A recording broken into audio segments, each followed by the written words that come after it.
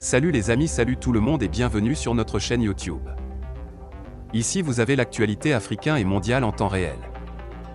Et bien les amis, avant de commencer, n'oubliez pas de vous abonner et d'activer la cloche de notification pour ne plus manquer nos prochaines vidéos. Si Vidéo, n'hésitez pas à vous abonner à la chaîne et d'activer la cloche de notification pour ne plus rater nos prochaines vidéos.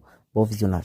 Mali, le parti d'Ibeka dénonce un nouveau coup d'État déguisé. Pour le secrétaire politique du RPM, Boubacar Touré dit Boutouré, les assises nationales sont un nouveau coup d'État.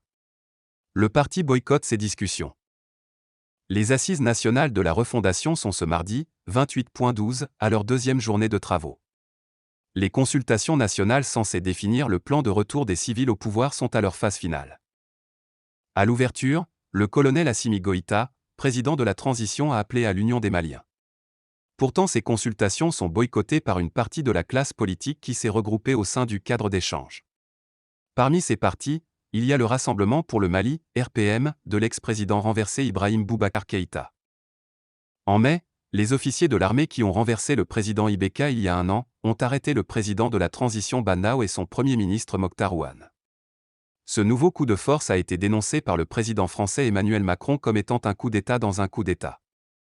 Boubacar Touré, les assises nationales dites de la refondation ne sont qu'un troisième coup d'État déguisé.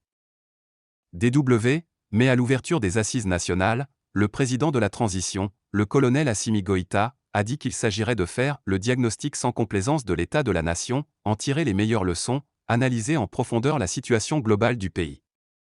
N'avez-vous pas le sentiment d'être en train de rater un épisode important de l'histoire de votre pays? Boubacar Touré, non. On ne rate rien de l'histoire de notre pays. L'histoire de notre pays a déjà été définie et ces diagnostics ont été faits sans complaisance lors du dialogue national inclusif. Les conclusions demeurent encore de mise.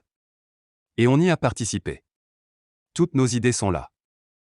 DW, alors quand un personnage important et influent au Mali, comme le shérif de Nioro, participe à ces assises, est-ce que vous ne pensez pas que c'est un cachet important et que boycotter risque de, peut-être, ne rien apporter? Boubacar Touré, je ne ferai aucun commentaire sur la participation du shérif. C'est un citoyen comme n'importe quel autre Malien. Participer ou ne pas participer est sa décision.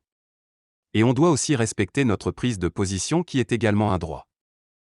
Une équipe qui ne respecte pas la charte qui régit aujourd'hui, à côté de la Constitution, à l'issue de ces assises, n'appliquera que les partis qui l'intéressent. DW, donc vous n'allez pas participer aux élections qui seront organisées à l'issue de ces assises par le gouvernement de transition?